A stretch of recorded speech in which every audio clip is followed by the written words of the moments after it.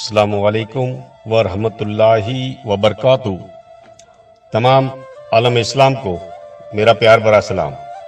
मैं आपका मेज़बान अनवर हुसैन खलीफा संजरी टूर्स एंड ट्रैवल्स आयोजित गढ़सीसा और ग्रीन कच्छ के माध्यम से आज जियारत औलिया कराम कच्छ की सरजमी पे अलग अलग बुजुर्गान दीन औलिया कराम की जियारत के लिए आप तक हम जो मालूमात और बुजुर्गान दीन औलिया कराम की जियारत करवाते हैं, तो चलो दोस्तों, आज आपकी खिदमत में एक नई दरगाह, ऐसी महान हस्ती जिसने एक हिंदू राजा को जीवित करके बताया, ऐसी महान हस्ती के बारे में इंशाल्लाह आप तक सही मालूमात और जिस तरह से बुजुर्गान दीन औलिया कराम ने दीन इस्लाम की तबलीग की और इस गांव को प्यार मोहब्बत और भाईचारे का संदेश दिया,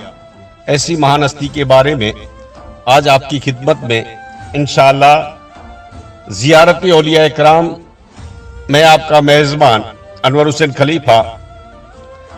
एक छोटा गांव है रोहा जागीर, जिसे राजा महाराजा के जमाने में जहां कई राजा राज करते थे, ऐसा एक रोहा जागीर का एक गांव है।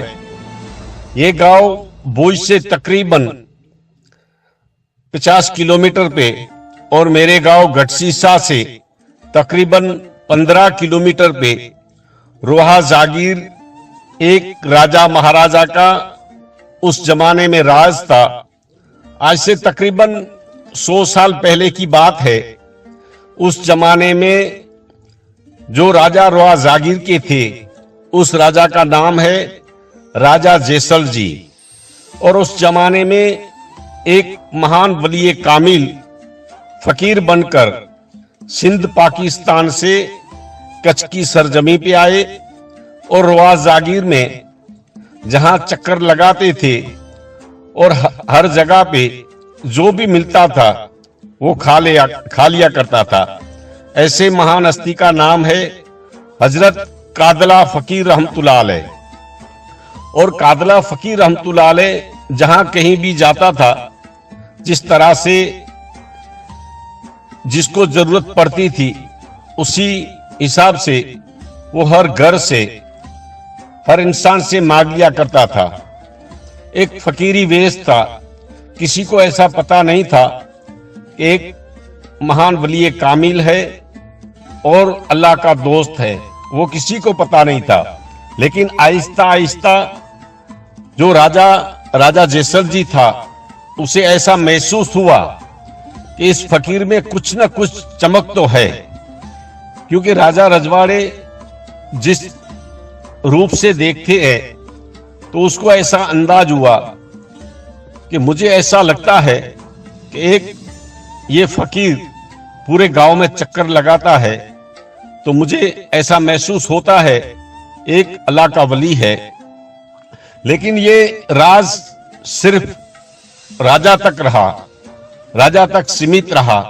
और उसके बाद आहिस्ता आहिस्ता इस फकीर की दोस्ती उस राजा से हो गई, जो राजा जैसल जी था, उससे दोस्ती होती गई।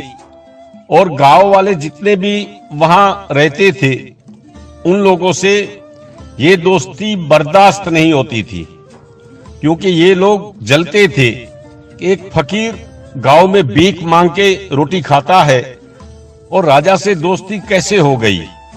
लेकिन आहिस्ता आहिस्ता ये दोस्ती बढ़ती गई। डेली सर्विस ये फकीर हर घर से भीख मांगने के बाद उस दरबार में जाता, तो राजा ने जो सिपह सालार थे उनको कह दिया था, ये फकीर जो है इसको अंदर आने देना, इसको रोकना मत। तो इस तरह से दोस्ती बढ़ती गई और लास्ट में राजा के दरबार में जाता था तो राजा को कहता था, ए राजा, आज रोटी तो खिला। इस तरह से मामूल बनता गया और आहिस्ता आहिस्ता ये दोस्ती बढ़ती गई। गांव वाले जलने लगे। गांव वाले ऐसे कहते थे कि राजा और फकीर की दोस्ती ये महसूस नहीं होती, हमें ये बर्दाश्त नहीं होती। इस तरह से इस दोस्ती को तोड़ने के लिए कई रचना की गई।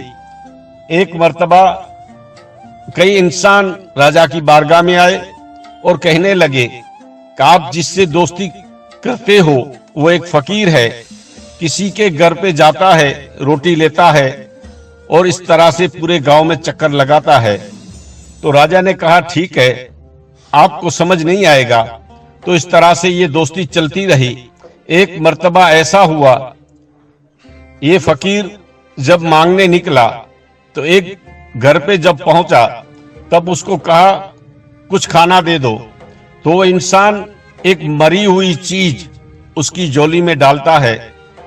तो वो तो अल्लाह का महबूब बंदा है, उसको तो सब पता था, लेकिन उसको घर वाले को ऐसा था कि इस फकीर को पता नहीं चला, बस वो लेके निकल गया। और हर घर में जिस तरह से डेली सर्विस, जिस तरह से इसका मामूल था, इसी तरह से हर घर पे जो भी मिलता था वो उस झोली में लेता था। तो आहिस्ता आहिस्ता पूरे गांव में चक्कर लगाने के बाद राजा के दरबार में पहुंचा। तो उससे पहले जो घर वाले ने उस फकीर की झोली में मरी हुई चीज डाल दी थी, तो राजा को कह दिया था आज इसकी झोली में तुम देखना इसकी झोली में क्या चीजें है। तब राजा ने पहले तो दिल से ऐसा कहा कि मैं कैसे पूछूं इसे। जब राजा के दरबार में उस फकीर ने तशरीफ रखी, तब फकीर ने राजा से कहा, ए राजा, आज मुझे कुछ खाना है, तुम क्या देगा? तो राजा ने कहा,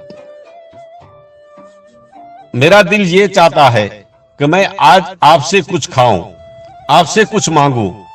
तब वो फकीर समझ गया कि इतने दिनों तक जो राजा की मेरे से दोस्ती थी, आज उस राजा का मुझ पे भरोसा उठ गया है। तो उसने कहा, मेरे पास से तुम लेगा? तो राजा ने कहा, हाँ, मेरा दिल ये चाहता है आप मुझे कुछ दे और मैं खाऊं। तब वो फकीर ने अपनी झोली में जो बगल में जो झोली थी वो बगल से निकालकर राजा के सामने फेंक दी और राजा को कहने लगा, इसमें से जो भी चाहिए वो ले ले, जो खाना है वो खा ले। जितने भी वहां लोग बैठे थे सब हैरान हो गए और राजा भी हैरान हो गया कि क्या बात हुई। वो जिसने मरी हुई चीज डाली थी वो भी वहां मौजूद था। राजा ने देखा अंदर तो ऐसी कोई चीज नहीं थी, ऐसी मिठाई निकली। देखने वाले लोग देखते रह गए। राजा के दरबार में सब लोग हैरान और परेशान हो गए कि ऐसी मिठाई हमने कभी नहीं देखी, ऐसी लाजवाब मिठाई थी। तो लोग सब हैरान और परेशान थे और उसके बाद वो फकीर वहां से चला गया, क्योंकि फकीर समझ गया कि आज राजा से मेरा भरोसा उठ गया है। फकीर के जाने के बाद तकरीबन 20-25 दिन के बाद वो फकीर वहां आया नहीं।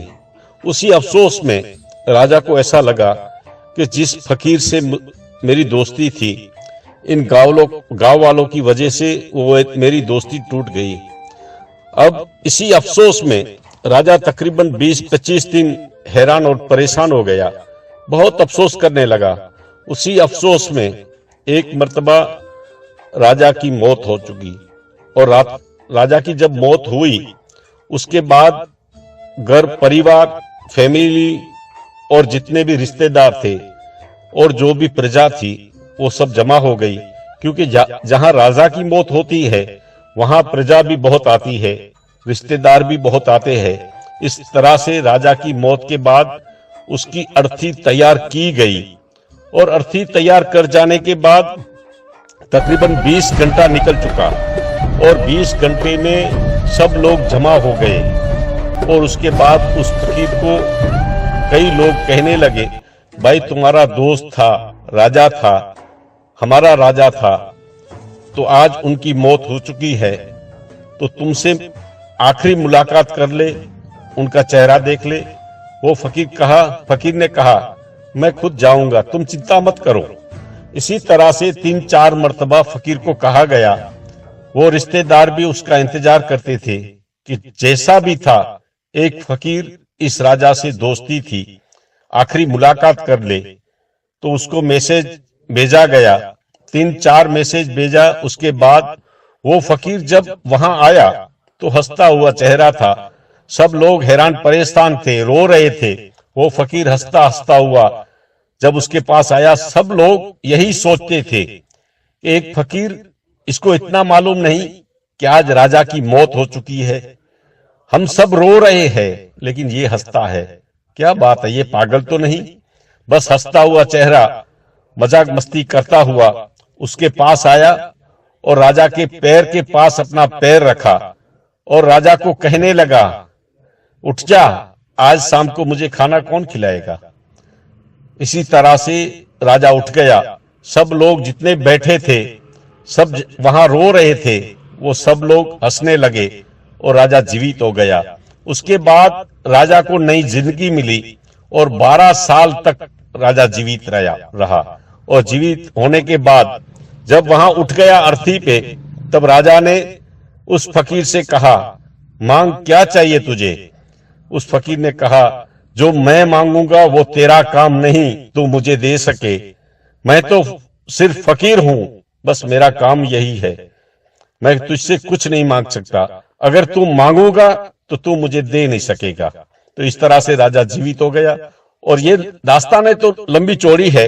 इंशाल्लाह जब भी आप जियारत करेंगे मैं आपको पूरी डिटेल, पूरी माहिती सुनाऊंगा। आज का हमारा programme Sanjari tours and travels, जियारत औलिया इकराम रोहा जागीर की जियारत, इंशाल्लाह ग्रीन कच के माध्यम से अकबर भाई नोरे के साथ अनवर हुसैन खलीफा।